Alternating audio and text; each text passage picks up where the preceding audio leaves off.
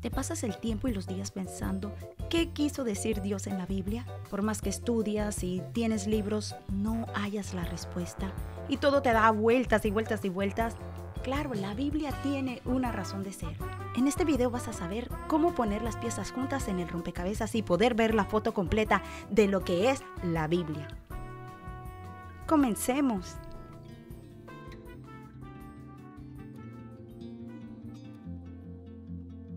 Hola, bienvenidos una vez más a esto que es Verdades que Sanan. Y yo sé que esa introducción que vieron, muchos de ustedes se sentirán identificados porque así nos pasa. Pero no vamos a hacer tanta introducción, vamos a entrar ya en materia y vamos a darnos cuenta de la importancia de la Biblia, lo que nosotros tenemos que saber. Y este es un material que ustedes lo van a poder digerir. No voy a tratar temas muy técnicos o teológicos, va a ser como especie de una conversación a diario. Cuando alguien les pregunte, bueno, pero ¿qué es la Biblia? Y usted no está, ay, no sé. Bueno, aquí te voy a dar todas las respuestas que necesitas saber y no basado en mi propio conocimiento, pero basado en la Biblia. Así que comencemos. ¿Qué es la Biblia? Y en el contenido de este video vamos a ver qué es la Biblia, cuál es el propósito de la Biblia, cuál es el tema central y mi compromiso como creyente acerca de la Biblia. Y en una respuesta fácil, la Biblia es la palabra de Dios inspirada por el Espíritu Santo.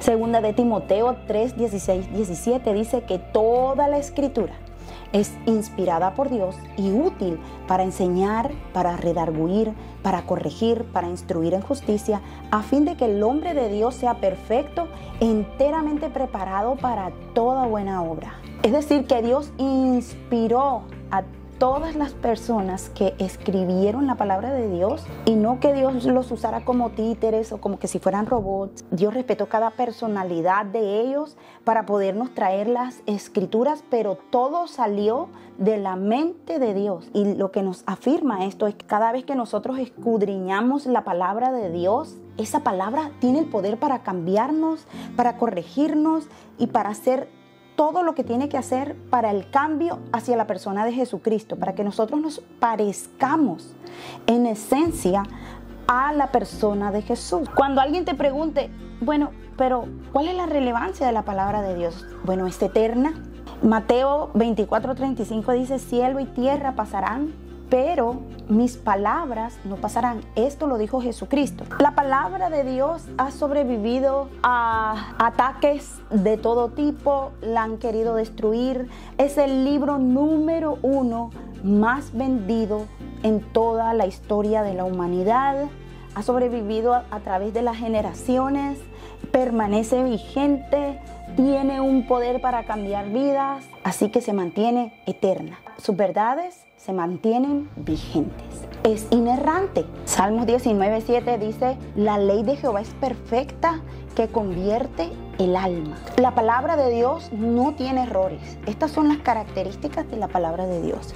La palabra de Dios no tiene errores. ¿Por qué? Porque fue inspirada por Dios. Y Dios no tiene errores ni comete errores. Es un documento históricamente veraz. Para que se considere un documento histórico veraz, todos estos documentos tienen que pasar por unos procesos. Creo que son 4 procesos. Les voy a dejar el link en la descripción para que ustedes hagan una investigación, para que ustedes lean y se cercioren, para que sepan que su fe está apoyada en una verdad y no en un mito, en una fantasía o en una fábula. La Biblia está comprobada históricamente, está comprobada geográficamente, porque se han descubierto hallazgos arqueológicos que aseveran la veracidad de las escrituras, pero se los voy a dejar de tarea en este video, aquí abajo en la descripción. La Biblia tiene unidad. Primera de Corintios 10:11, y estas cosas les acontecieron como ejemplo y están escritas para amonestarnos a nosotros,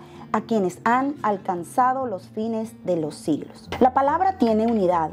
Cuando aquí se refiere el apóstol Pablo a que han sido escritas, está haciendo referencia a la ley, está haciendo referencia a que todos estos hombres, los profetas, los patriarcas, etcétera, etcétera, no se conocieron entre todos los periodos en los que fue escrita la Biblia, pero la Biblia entre sí conserva una unidad, la unidad que vino de la revelación de Dios, porque fue escrita por revelación a hombres que no se conocieron entre sí y que aún conserva esa veracidad.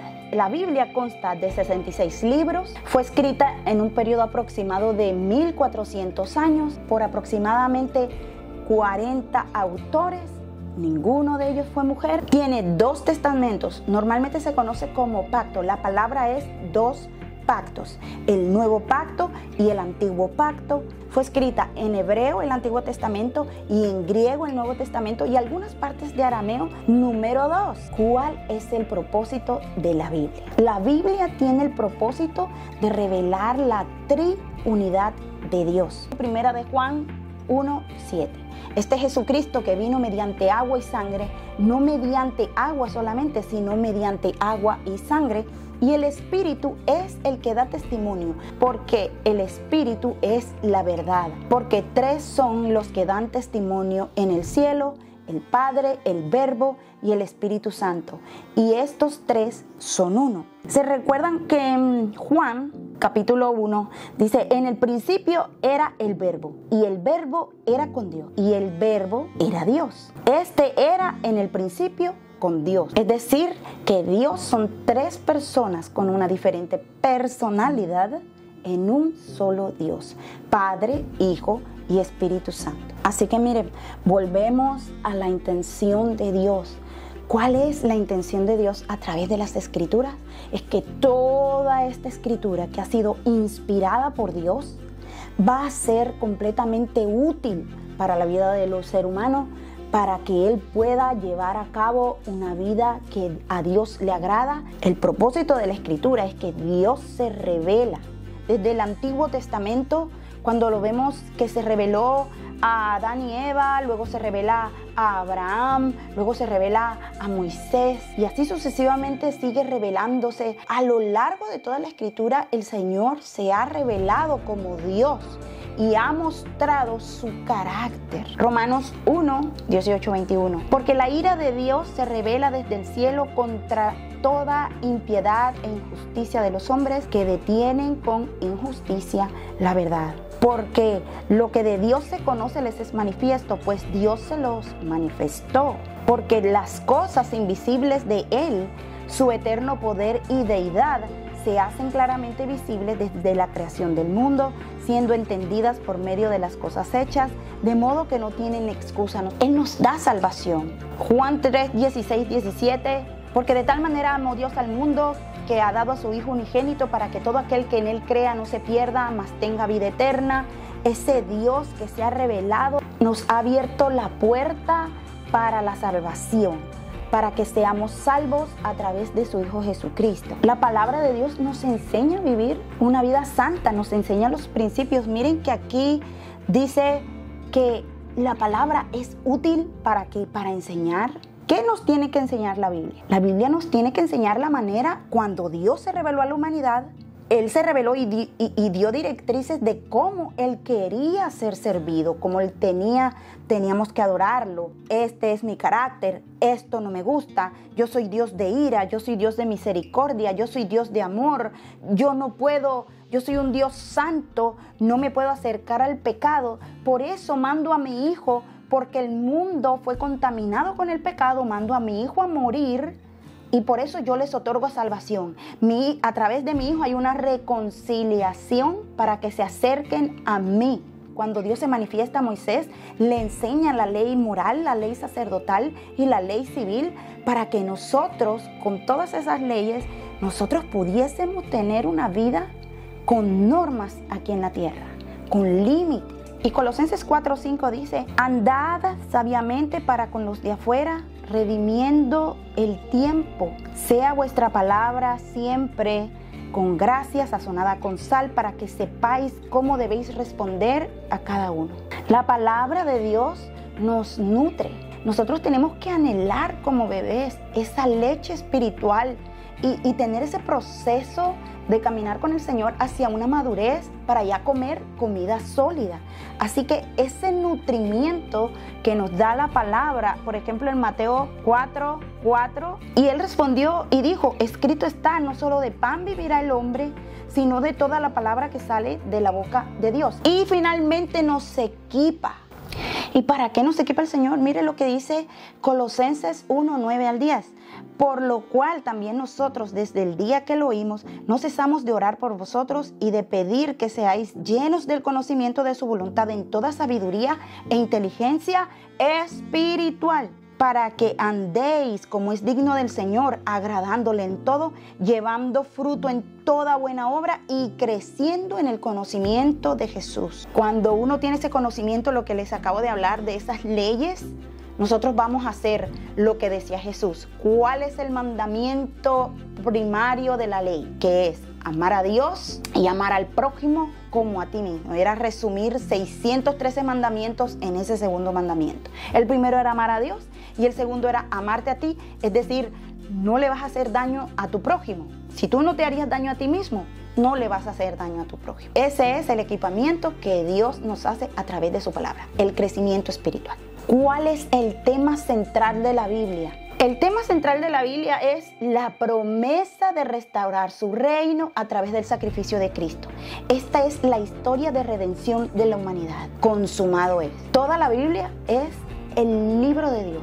Era la idea de Dios de restaurar la primera creación a través de su Hijo Jesucristo. La Biblia se resume en 4 grandes eventos: la creación, la caída, la redención y la nueva creación. Y por cuestiones de tiempo ustedes pueden ahondar, ahí les dejé las citas bíblicas. Y estos 4 eventos para restaurar al hombre caído, ¿cómo fue que el Señor organizó toda esta redención?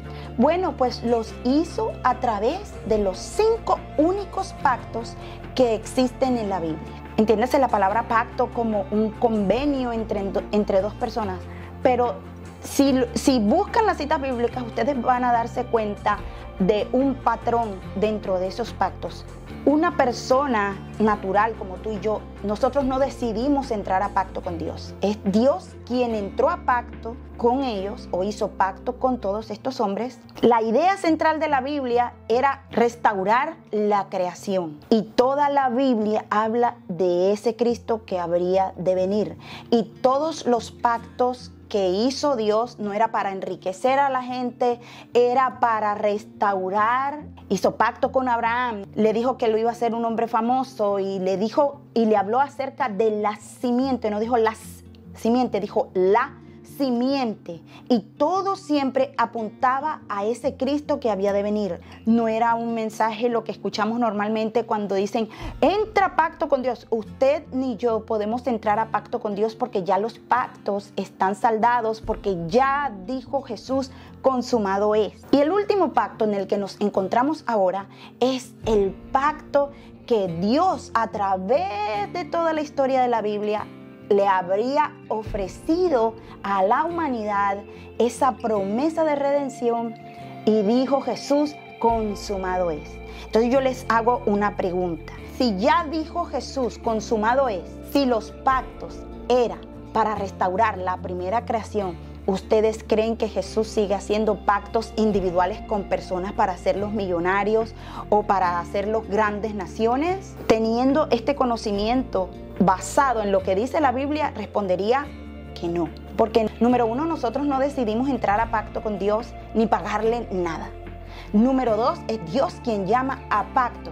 Número 3, Dios llamó a pactos a estos hombres con la idea final de restaurar la primera creación. Número 4, Jesús dijo, consumado es. Los pactos ya no siguen vigentes. De ahora en adelante lo único que tenemos que hacer es esperar a Cristo, crecer en santidad, madurar en nuestra fe y ser como el varón perfecto hasta el día que nos juntemos con el Señor. Y para finalizar, ¿cuál es mi compromiso acerca de las Escrituras? Ya que tengo este conocimiento, ¿para qué necesito las Escrituras? Para conocer y saber de Dios, para que no me engañen, para que tengamos conocimiento de la doctrina y tengamos una relación personal con el Señor Jesucristo, para crecer, para madurar y santificarme. Porque mientras estamos aquí en la tierra, esa es la misión que nosotros debemos perseguir. La santificación, sin la cual nadie verá al Señor. Y número 3, compartir las buenas nuevas con aquellas personas. Pero nosotros debemos ser testigos de todas estas cosas. Así que, sin nada más, y por favor déjame saber si este video te ayudó a comprender la importancia de la Biblia y finalmente poner todas las piezas del rompecabezas juntas. Espero verte en otro video y que Dios te bendiga. Y gracias por suscribirte. Nos vemos pronto.